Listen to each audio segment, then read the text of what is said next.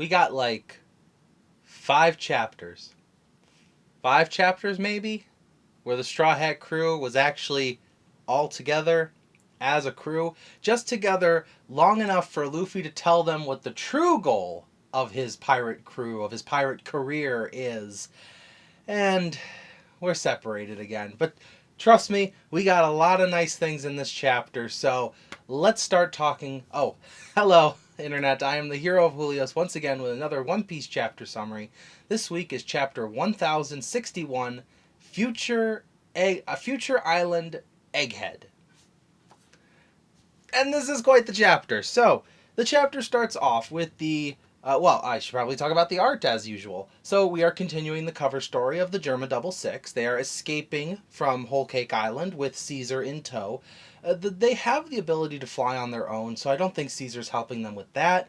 However, because of the hallucinatory gas, Caesar helped them, escape, and they got away, and they're probably going to have Caesar join the Germa Double Six, which means sometime down the road, maybe 3 arcs from now, maybe 2 arcs from now, maybe even just in the final battle, Caesar's probably going to be a permanent, or at least permanent to the end of the story, member of the Germa Double Six as one of its scientists. So that's pretty much it. It looks like maybe the next cover story or the next one after that is probably going to wrap things up for us. Personally, I think the next cover story is going to be another From the Decks of the World, where we get to see everyone's reactions to the 3 billion bounty of Straw Hat Luffy. Not to mention, maybe getting some reactions of some people who might actually know what Luffy's white-haired form looks like. The world government was really, really hell-bent on preventing that picture from getting out there, which means they know that someone else knows something about that hair. So the chapter begins with Luffy, Chopper, and Jewelry Bonnie flying off into the unknown as Jewelry Bonnie looks down and she sees, the giant shark that's been chasing her is still there. Its giant jaws right underneath the Thousand Sunny. Jinbei jumps into the water to try and catch the devil fruit users who just plopped in themselves, and the shark just barely misses the Thousand Sunny thanks to the rabbit thruster that Frankie has on the bottom of the ship. Now, we know that the Thousand Sunny does have its own paddles, but this is more of like a mini Kuda burst. See, the Kuda burst takes a lot of energy, so maybe this is like an even, I don't know, like a halfway point between the two. See, a Kuda burst takes them, for miles away from the enemy. Maybe this little thing is like a single barrel of cola that just juts them forward, or maybe even a half barrel. Whatever the reason, they get out of the way of the shark as Jinbei jumps into the water to save the devil fruit users. However, this giant shark is more than just a giant shark, it is a giant mechanical shark, as Zoro notices it's made of metal. The shark sees them sailing away, and it launches torpedoes at them. The explosion causing the ship to capsize, not destroy, just capsize, and the entire crew beneath the waves. As the ship is capsized, Zoro saves Brook, Sanji saves Robin, obviously, and Jinbei saves the other devil fruit users who are, a bit further away. However, due to the currents and the explosion, they're too far apart from each other, and Jinbei has to retreat to land. So Jinbei is currently on the island with the devil fruit users that he saved.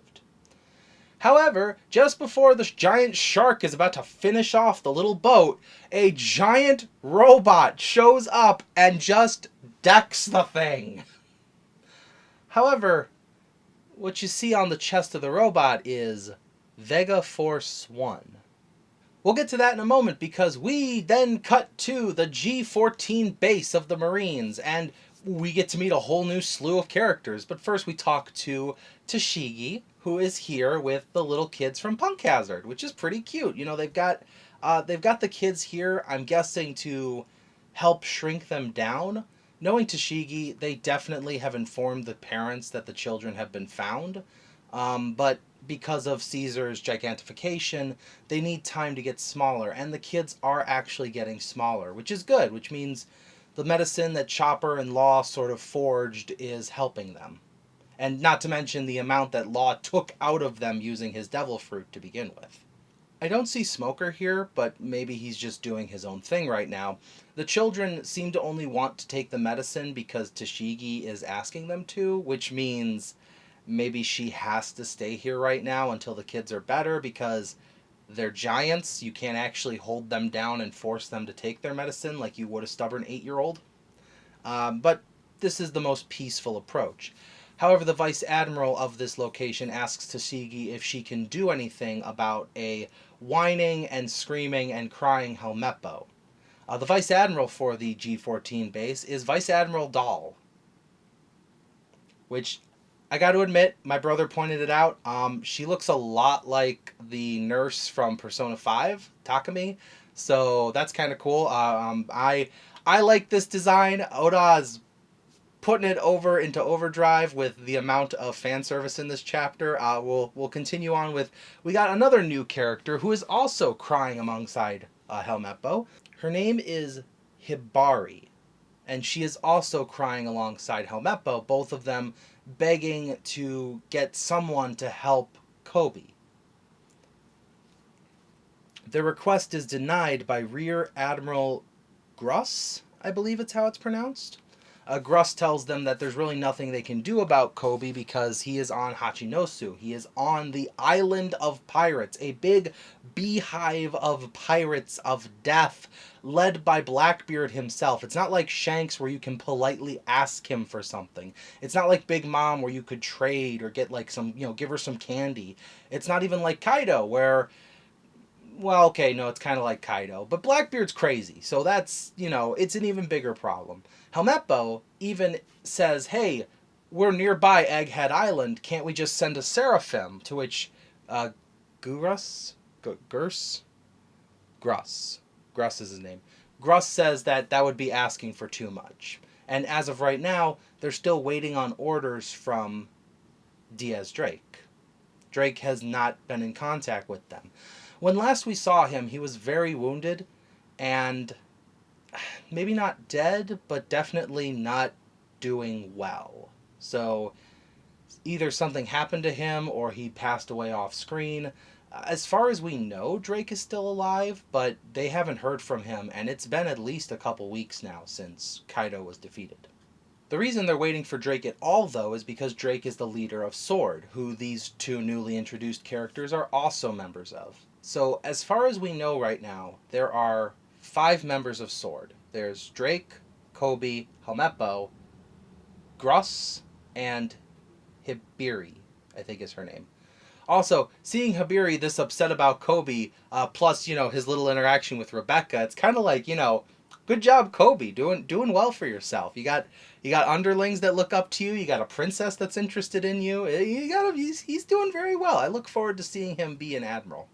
But keep in mind that G14 is nearby an island called Egghead, which we'll actually get to talk about right after this, because we cut back to Jewelry Bonnie, Chopper, Luffy, and Jinbei all sort of toweling off and, getting themselves nice and fixed up, and Oda shows this lovely fan-servicey back shot of Bonnie as she is wringing out her shirt.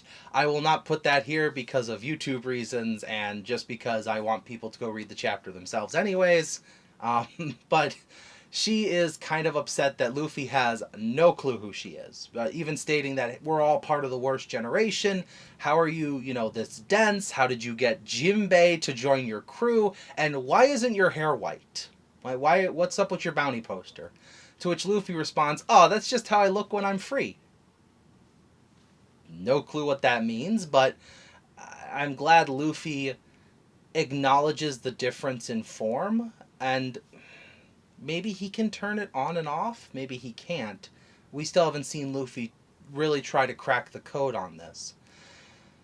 All aside, though, Bonnie tells them the island that they're on is Egghead. Not only is it Egghead Island, which is, close enough to the G14 base that Helmeppo says we could just, ask for help. Egghead Island is an island 500 years in the future, I assume metaphorically, because it is the home of Dr. Vegapunk. As Bonnie is telling Luffy that, by the way, Luffy actually says he knows that name, which I'm very impressed by. Either that or Chopper said it. The speech bubbles aren't totally clear. But as Bonnie's telling them this, the giant robot that saved the Thousand Sunny scoops it up and picks it up out of the water and stares down at it as Frankie and Usopp are just like, oh my god, a giant robot! It's so cool! And Frankie thanks the mysterious stranger for saving them. And the robot's chest opens up and a figure starts walking out. And the figure says, oh, yes, well, honestly, it was just a failed experiment with the shark. It's not supposed to try and eat you. It's supposed to, like, capsize you, destroy you, collect information. But don't call this saving you. You poor naive pirate. I work for the government. I am one of their genius scientists. I am their genius scientist. You may call me Dr. Vegapunk. The thing that's shocking the most about this is not the fact that after 1,000 chapters we finally get to meet Vegapunk. This is a woman. And every instance we have heard someone talk about Vegapunk, they have referred to him as an old man. Now, on the chest of this Vegapunk woman is Punk 02. My guess is this is either a cybernetic, like, granddaughter kind of deal, and maybe 01 is his son or daughter, and then 00 is Vegapunk himself, kind of like how Kuma was PX0. Or she's like a robot proxy, and the entire island is just populated by Vegapunks, and he's got, 00 is himself, and then 1 through 99 are his 99 assistants, and these 100 Vegapunks walk around Punk Hazard doing his research, and his mind is literally in 100 places at once. Whatever the reason, I'm pretty sure this isn't Vegapunk himself, because Oda loves to do fake-outs like this.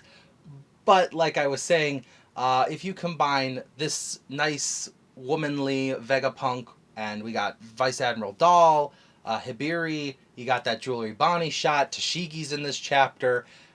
Oda really cranked up the waifu potential on this one. So if you only read One Piece for the ads, this is the chapter for you.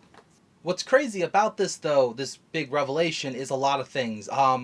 First of all, the way Helmeppo described being close to Egghead and asking if they could deploy a Seraphim implies that there is a Seraphim, at least one, on Egghead Island right now. And you saw what that did to Amazon Lily. You saw what those things can do against, Blackbeard himself.